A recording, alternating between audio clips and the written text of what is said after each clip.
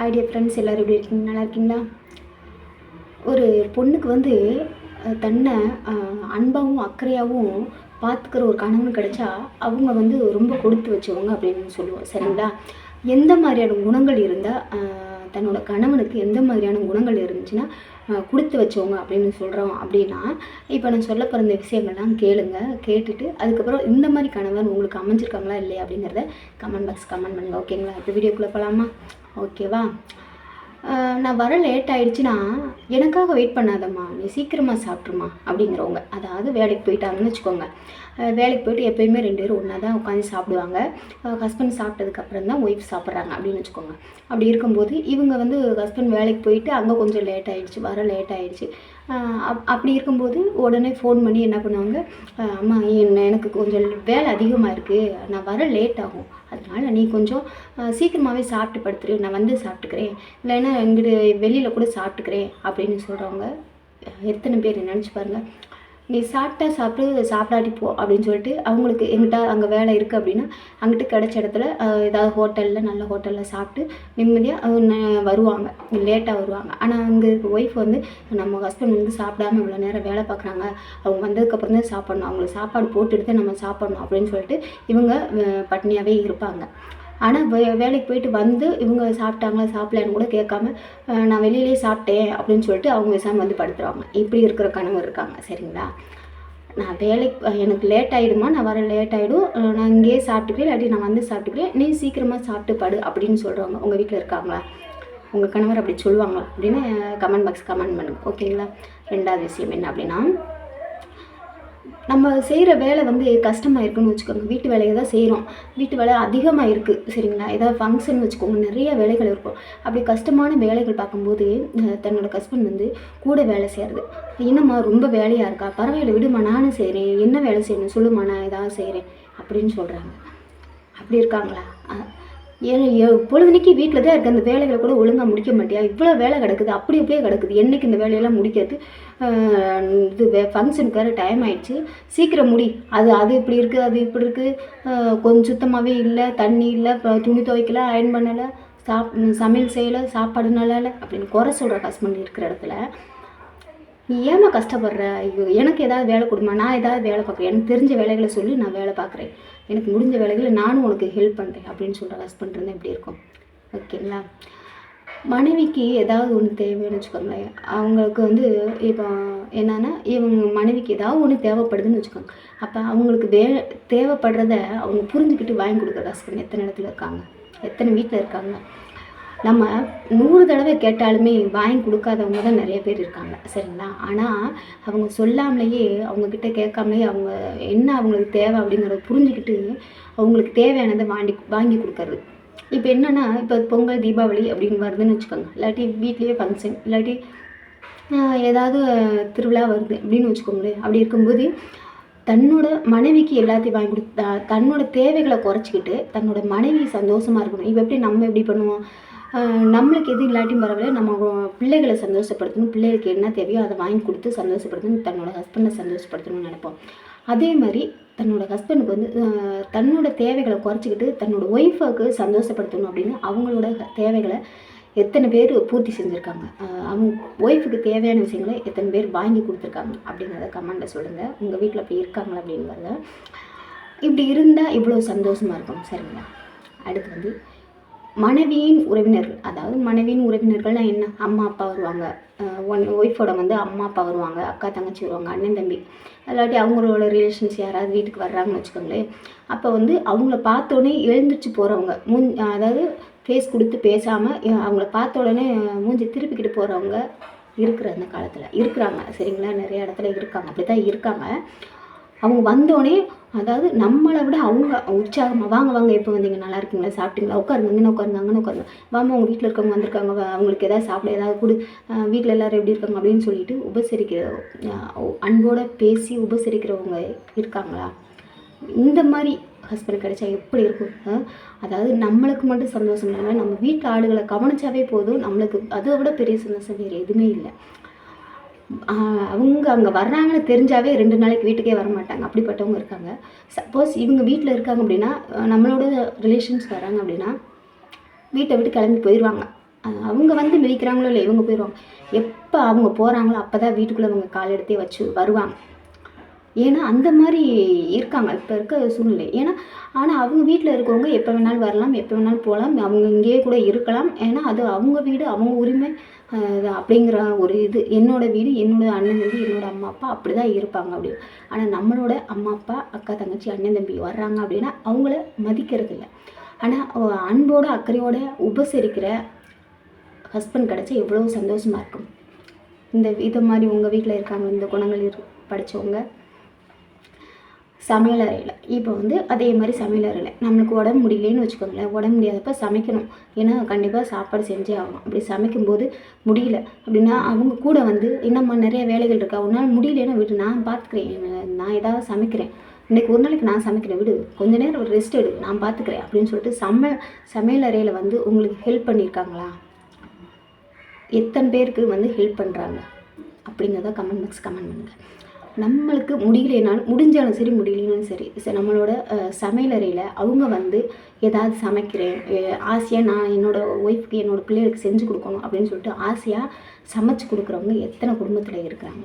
அப்படி இருந்து எவ்வளோ சந்தோஷமாக இருக்கும். அந்த கொஞ்ச நேரம் நம்மளுக்கு ரெஸ்ட்டு கிடைக்கும்ல, அதே ஒரு பெரிய விஷயம் தானே.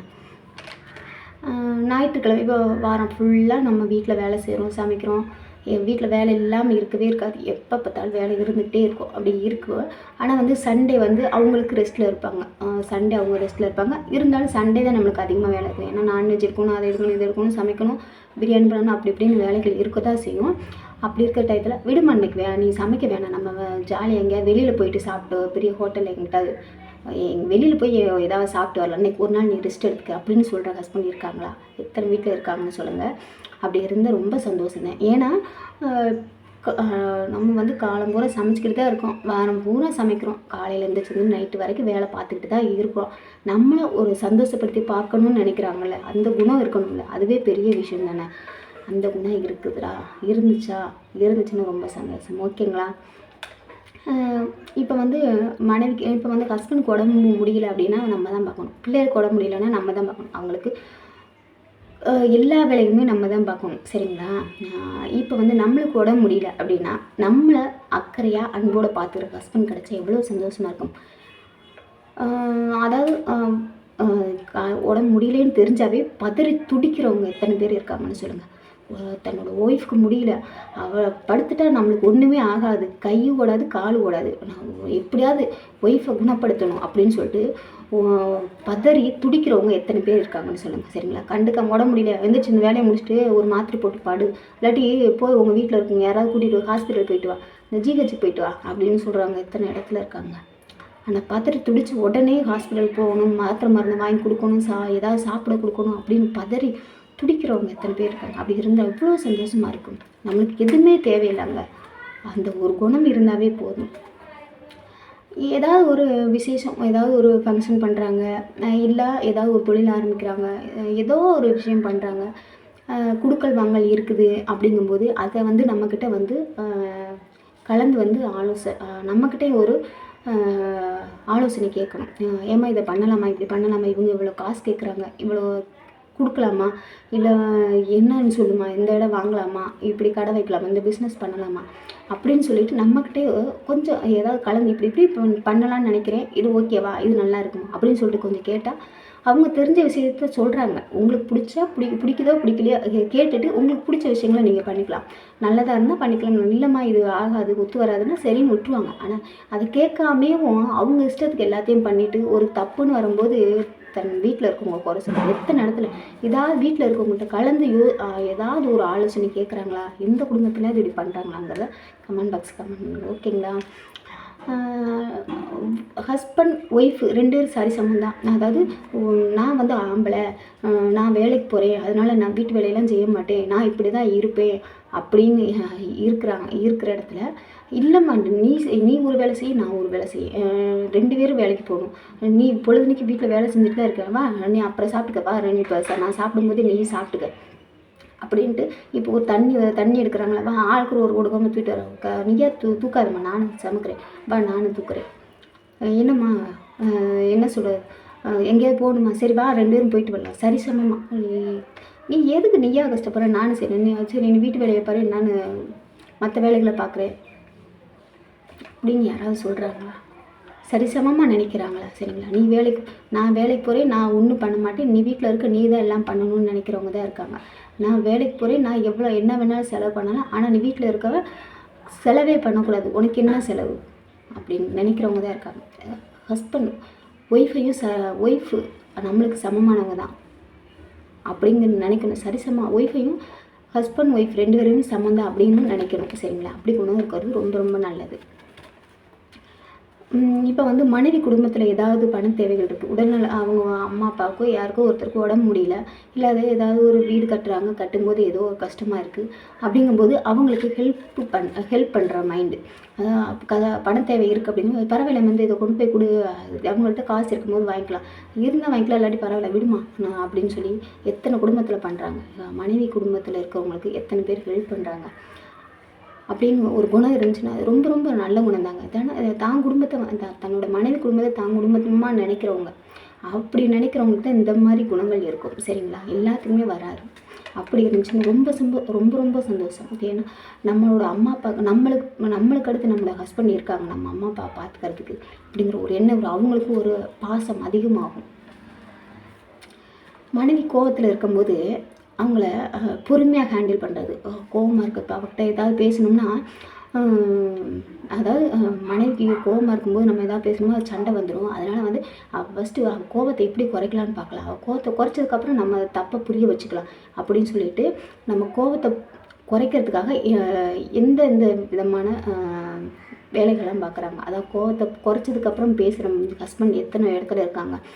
கோபமாக இருக்குது அப்படின்னா அவங்க தான் அதிகமாக கோவப்படுவாங்க. இவளுக்கு வீட்டில் இருக்கிறவளுக்கு பெரிய கோபம் வந்துடுமா, என்ன கோவம் வருது, என்ன பண்ண நீ இவ்வளோ கோவப்படுற அப்படின்னு சொல்கிறவங்க தான் இருக்காங்க. சரிங்களா, கோபத்தில் இருக்கிறவங்கள சமாதானப்படுத்தணும்னு எத்தனை குடும்பத்தில் நினைக்கிறாங்க. இந்த குணங்கள்லாம் இருந்துச்சுன்னா உண்மையிலே இந்த குணங்கள் இருக்கிற ஹஸ்பண்ட் கிடைச்சா உண்மையிலே நீங்கள் தாங்க கொடுத்து வச்சவங்க. அதை உங்களுக்கு வரப்பிரசாதமாக நினச்சிக்கோங்க. இந்த வாழ்க்கையை எப்பயுமே விட்டுறாதீங்க. சரிங்களா, எந்த ஒரு சூழ்நிலையுமே விட்டு கொடுக்கணும்னு நினச்சிடாதீங்க. இந்த மாதிரி ஹஸ்பண்ட் கிடைக்கிறது ரொம்ப கொடுத்து வச்சுக்கணும். ஓகேங்களா, இந்த மாதிரி வீடியோ உங்களுக்கு வேணும்னா கமெண்ட் பாக்ஸ் கமெண்ட் பண்ணுங்கள். என்னோடய வீடியோ பிடிச்சிருந்தா லைக் பண்ணுங்கள், ஷேர் பண்ணுங்கள், கமெண்ட் பாக்ஸ் கமெண்ட் பண்ணுங்கள். சப்ஸ்கிரைப் பண்ணாமல் சப்ஸ்கிரைப் பண்ணிவிட்டு பெல் ஐக்கானை கிளிக் பண்ணிட்டு ஆல் கிளிக் பண்ணுங்கள். டெய்லி வீடியோஸ் போய் ஷார்ட்ஸ் போய் லைவ் போட்டுட்ருக்கேன். யூடியூப்பில் போயிட்டு ரித்தி மோட்டிவேஷனல் ஸ்பீச்னு போடுங்க, என்னோடய வீடியோஸ் எல்லாமே இருக்கும். ஓகேவா, ஓகே பாய். அடுத்த வீடியோவில் பார்க்கலாம். பாய்ங்க.